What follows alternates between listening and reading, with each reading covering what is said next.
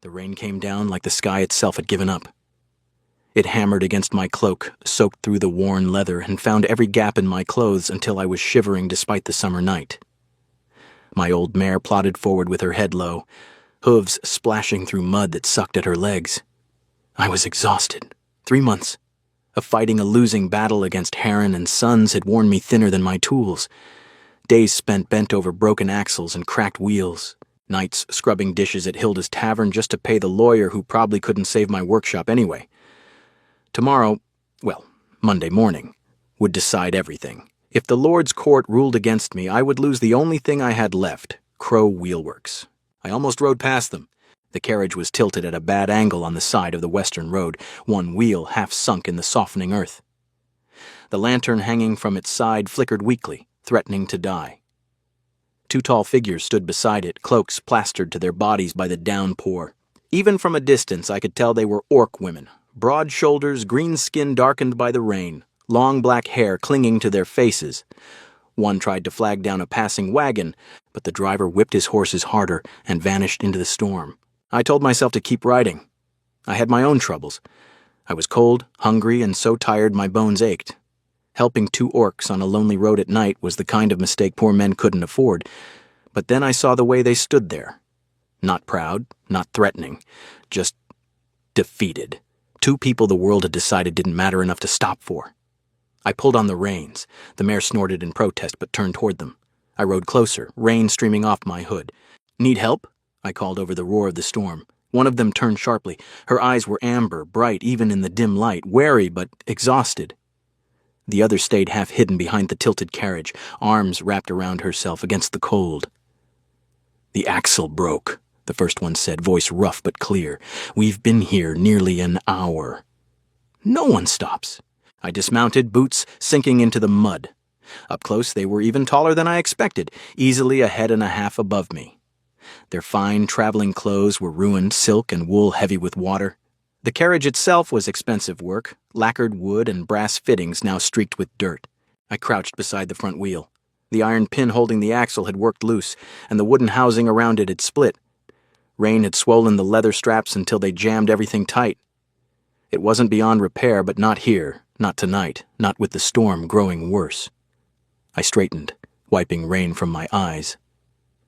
"This won't hold far," I said. "There's an inn about a mile back. I can lead you there. In the morning you can have the carriage brought to my workshop." The 2 sisters exchanged a long look. The one who had spoken first studied me carefully, as if waiting for the catch. "You would really help us?" she asked. I shrugged, already moving to tie my mare to the front of their carriage. "I'm not leaving anyone out here to freeze." They climbed inside without another word. I took the reins and guided the whole awkward procession slowly down the muddy road. The rain didn't let up. Water ran into my collar and down my back. My hands ached from gripping the wet leather. Inside the carriage, they spoke quietly at first. I caught fragments of their conversation, names, Lura and Mava. They were twins from the Grey Tusk clan, returning from some lord's gathering when the wheel failed. Their voices carried the accent of mountain orcs, deep and rolling. After a while, the bolder one, Mava, leaned out slightly. "You're soaked through," she said. "Why help strangers on a night like this?" I kept my eyes on the road, because no one else did. Silence followed. Then the quieter one, Lura, spoke. "What do you do?" "Repair carriages, wheels, axles, harnesses, whatever still has life left in it." Mava made a small sound, almost a laugh. "And yet here you are, riding through a storm like someone chased by ghosts." I smiled tiredly. "Something like that. I have a hearing on Monday. A merchant guild wants my workshop. They say it's too loud, too dirty. They want the land for fine inns. My lease still has over a year, but money talks louder than paper." Neither of them replied right away. The only sounds were rain on the carriage roof and the slow creak of wheels. Lura's voice came softer this time. "That isn't right." "No," I agreed. But right doesn't always win. We reached the inn. Warm light spilled from its windows, promising shelter I couldn't afford tonight. I helped them down, careful not to touch more than necessary. They stood tall even when drenched and tired. Before they stepped under the covered porch, Lura turned back. Rain traced lines down her green face. Her amber eyes held mine for a long moment. "Alden Crow," she said, as if tasting the name. "We want to see you again." I blinked. I hadn't told them my name. Perhaps they had heard it somewhere, or perhaps the night had simply carried it. I thought they only meant the carriage. I nodded once. "Bring it to the workshop in the morning. I'll fix it properly." Then I turned my mare back into the rain, already wondering if I would regret stopping. But something in the way she had said my name lingered longer than the cold. The morning of the hearing arrived too quickly, wrapped in gray light and the kind of dread that settles heavy in the stomach. I stood outside the Lord's Hall in my only decent tunic, the fabric already damp from nervous sweat. My boots were freshly cleaned, but still carried the faint smell of oil and iron from the workshop. Beside me, old Barrack adjusted his frayed lawyer's robe and offered a tired smile. "Keep your head up, lad," he said. "We have the papers. That's something." Inside the great stone chamber, every footstep echoed like a judgment, benches filled with curious onlookers and merchants. At the far end sat the high seat of the presiding judge. On the opposite side, Grant Heron lounged like he already owned the room. His velvet coat gleamed, and the heavy gold ring on his finger caught the light whenever he gestured. His lawyer, Velthorn, stood beside him with a sharp, predatory smile. The herald's voice rang out. "All rise for the Honorable Lord Magistrate Borak Greytusk." I rose with the rest of the room. A tall orc male entered from the side door, shoulders broad under formal robes trimmed in deep green and silver. His skin was a darker, weathered green-gray, hair streaked with silver, and those amber eyes, sharp, commanding, swept across the chamber. My heart dropped straight into my boots. Those eyes. I had seen them just 3 nights ago in the pouring rain. Borak Greytusk, father of Lura and Mava. He took his seat. For the briefest moment, his gaze landed on me and held. Recognition flickered across his face, gone so fast I might have imagined it. Then his expression returned to stone. The session began. Velthorn launched into his accusations with practiced smoothness. My workshop was a public nuisance. It lowered property values. I had fallen behind on rent. The lease should be voided for the greater benefit of the district. Heron watched me with cold satisfaction, as if the outcome were already decided. Barrack did his best, presenting the signed lease and proof of payments, but his voice sounded thin in the vast hall. I kept my hands clasped behind my back to hide their trembling. Then, without warning, Magistrate Greytusk raised his hand. "This court will take a short recess," he announced. Murmurs rippled through the room. Velthorn started to protest, but one look from Borak silenced him. A guard approached me moments later. "The magistrate wishes to see you in his private chamber." My legs felt wooden as I followed. Barrack came with me. Inside the smaller room, Borak stood by a narrow window overlooking the courtyard, hands clasped behind his back. He dismissed the guards and turned to face us. "You are Alden Crow," he said. It wasn't a question. "Yes, my lord." He studied me for a long moment. 3 nights ago, my daughters Lura and Mava were stranded on the western road in the storm. Every carriage passed them by, until yours stopped. I swallowed. "I didn't know who they were, my lord. I only saw 2 people who needed help." "Precisely," Borak said quietly. "That is why it matters. They told me everything, how tired you were, how clearly you had troubles of your own, yet you still helped, without asking for coin, without taking advantage." He walked to the heavy table and opened the thick folder containing the case. "I have reviewed this matter thoroughly. The evidence presented by Heron and Sons contains inconsistencies, drawings of your workshop that do not match reality, rental records that contradict your own ledgers, statements from witnesses who were never actually present." Borak's voice grew harder. "In the last 2 years, Heron and Sons has used similar tactics against 4 other craftsmen in the district. All of them lost their livelihoods. This is not a simple lease dispute. This is an abuse of the court's time and power." When we returned to the main hall, the atmosphere had shifted. Heron still smirked, but the confidence looked strained now. Velthorn began presenting their evidence again, but Borak interrupted with precise, relentless questions. Where exactly was this damage to public decency? Why did the rental ledger show payments received yet claim default? Who drew these inaccurate diagrams? Veltorn faltered. Heron's face reddened. Finally, when pressed directly, Heron snapped. The land is valuable. We need it for proper establishments, inns, shops worthy of this district. A dirty little wheelwright's shed has no place there. It must be cleared. A heavy silence fell over the chamber. Borak closed the folder with deliberate care. So the issue is not breach of contract, he said, voice carrying through the hall. The issue is that Master Crow does not fit your vision of profit. This court exists to uphold justice, not to enable the strong to crush the weak through falsehoods. He delivered his ruling clearly and without hesitation. The lease stands. Crow Wheelworks remains Alden Crow's. Heron and Sons will pay all court costs and legal fees. Their conduct will be referred to the city council for further investigation. I stood frozen as the words sank in. Barrett clapped me on the shoulder, whispering congratulations, but I could barely hear him. My workshop was safe, for now, at least. As people began filing out, a messenger approached me with a sealed letter bearing the Grey Tusk crest.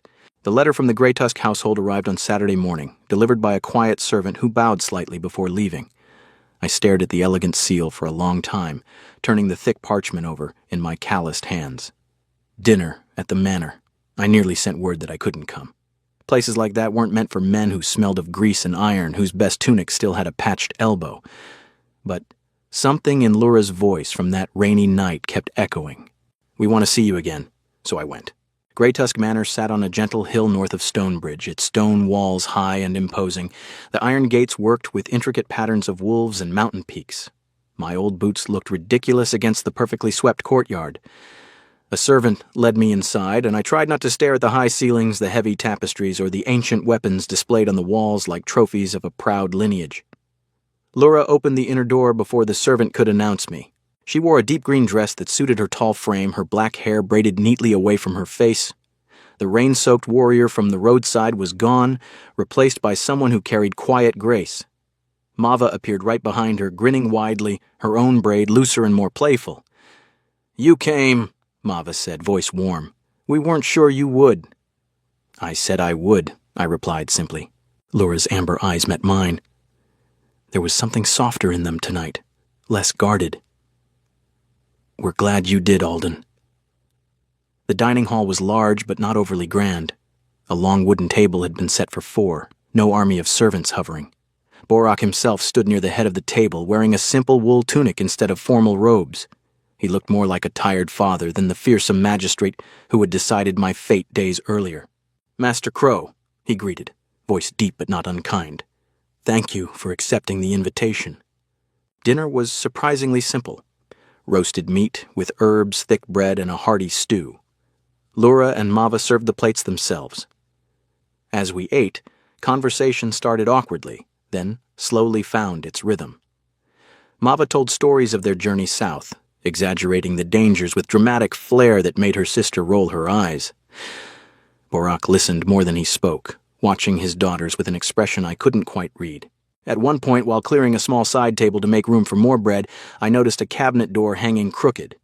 The hinge had loosened with age. Without thinking, I ran my fingers along the edge, testing it. "Something wrong?" Borak asked. "Just a loose hinge. It'll sag worse if a left." Mava laughed. "You're a guest and you're still fixing things?" I shrugged, already reaching for my small tool pouch I'd brought out of habit. Old habit. If I see something broken, I want to set it right. I had the hinge tightened in under 2 minutes. When I stepped back, all 3 of them were watching me. Laura's gaze lingered the longest. After the meal, Borak asked me to join him on the rear terrace. The view stretched across Stonebridge, lights twinkling like scattered stars along the river. The night air was cool and clean. "I have been a magistrate for 23 years, Borak said after a long silence. "I believed I was fair, just, but fairness in the courtroom is not the same as fairness at home." He looked toward the house where his daughters were clearing the table. "I gave them everything except my time. Lessons, fine clothes, protection. But I missed too many dinners. Too many quiet evenings. They grew up strong without me." I didn't know what to say, so I stayed quiet. "That night on the road," he continued, "a tired poor human who had every reason to ride past still stopped for my daughters. You didn't know their name. You didn't know mine. You helped anyway." He turned to face me. "That shames me more than any court ruling could." "Lord Magistrate," Borak, he corrected. Here, in this house, just Borak. We stood in silence for a while. When we returned inside, the atmosphere had shifted. Mava pulled out an old board game with carved bone pieces. Laura sat beside me, close enough that I could smell faint pine and rain on her skin. She spoke little, but every time I looked up, her eyes were on me, studying, curious, warm, in a way that made my chest feel strangely tight. Later, as I prepared to leave, Laura walked me to the main gate. The stone path was damp with evening mist. She stopped beneath an archway, the lantern light painting soft shadows across her face. My father has eaten dinner at home 3 times this week, she said quietly. He asked Mava about her sword training yesterday. He listened when I spoke about the music I've been learning. I nodded. That's good. Laura looked down at the path, then back at me.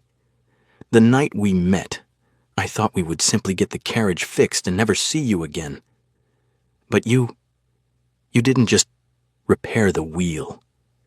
Her voice softened. You reminded my father what it means to stop for someone else. You reminded all of us. She hesitated, then added, We still want to see you again, Alden. Not for the carriage. Not for thanks. Just to see you. The words settled between us heavier than rain. I met her gaze and felt something shift inside my chest, something quiet and terrifying and warm all at once. I'd like that, I said. Laura smiled. It was small, almost hidden, but real. She reached out briefly, her large green hand brushing against my arm in the lightest touch before pulling away. As I walked down the hill toward the city, the weight of the past week felt lighter. The workshop was safe. A powerful family had invited me into their home, and somewhere behind me, in that great stone manor, a quiet orc woman had said she wanted to see me again. I didn't know what any of it meant yet. But for the first time in months, I wasn't afraid of Monday morning. 3 months had passed since the hearing, and Crow Wheelworks still stood where it always had. The sign creaked in the wind, slightly crooked as ever, but the workshop was mine. Word of the case had spread through the tradesmen's circles. Some old craftsmen who had been driven out by Heron and Sons began to speak openly. A city scribe even wrote a short article about how a small wheelwright had stood against a powerful merchant house. Business improved, not dramatically, but enough that I no longer counted every copper twice before buying bread. The Grey Tusk family played their part too. Laura and Mava quietly recommended my services to noble households with carriages and wagons. Their name carried weight. More work meant steadier coin, though I still woke before dawn and often worked until the light faded. Every Saturday evening I found myself walking up the hill to Grey Tusk Manor. What began as an awkward obligation slowly became something I looked forward to. Borak was home for dinner at least twice a week now. He no longer wore the weight of the cord into the house. Instead, he listened when Mava described her training sessions with exaggerated enthusiasm and when Laura spoke softly about the old song she'd been studying. One evening, I noticed a loose shutter on an upper window while we were eating. After the meal, I asked for a ladder and tools. Borak watched me work from the courtyard below. You fix everything you see, he said when I came down. Only the things that can still be fixed, I replied. Mava laughed from the doorway. Careful, father, he'll have the entire manor repaired by winter. Laura said nothing, but she stayed nearby, handing me nails when I needed them. Her presence had become familiar, comfortable. Sometimes too comfortable. She began visiting the workshop more often than Mava. At first it was to bring new orders from noble families. Then she started bringing small baskets, warm bread, roasted meat, or spiced apples. She would sit on an old stool while I worked, watching my hands move over wood and iron. You make it look simple, she said one rainy afternoon.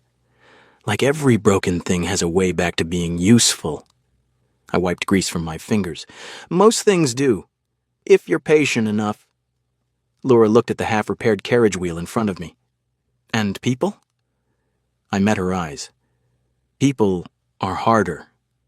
She smiled faintly. The green of her cheeks darkened just a little. As weeks turned into months, Borak came to the workshop himself one afternoon. He claimed his personal carriage was making a strange noise. I checked it thoroughly. There was nothing seriously wrong. You didn't need to come all this way for this, I said. Borak leaned against the workbench. Perhaps not. I wanted to see where my daughters keep disappearing to. He paused. And to thank you again. Not for the carriage that night, for reminding me what it means to be present. He left behind a letter of introduction to a city fund that supported craftsmen affected by redevelopment disputes. I almost refused it, but Borak insisted it was not charity. I qualified. I used it carefully. New, lifting equipment for heavy wheels, proper roofing for the workshop, and enough left to take on a young apprentice named Torin, a quiet boy who had been turned away by 3 other masters because he had no family connections. Watching Torin struggle with his first simple repair reminded me of myself years ago. I gave him the same patience someone had once given me. Laura's visits grew longer. Sometimes she stayed until the evening lamps were lit. We spoke of small things, her training with the blade, my childhood helping my father in a much smaller workshop, the way the city changed after dark. She never treated me like a servant or a curiosity. She treated me like a person.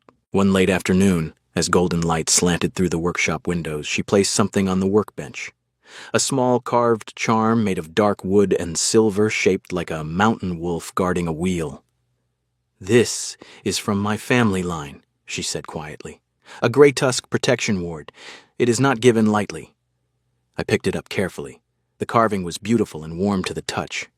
"Laura, I can't accept something this valuable." "You already have," she replied. "The night you stopped in the rain, you earned more than thanks." She stepped closer. For a moment the workshop felt smaller, the air thicker. I could smell pine and steel on her skin. My heart beat harder than it should have.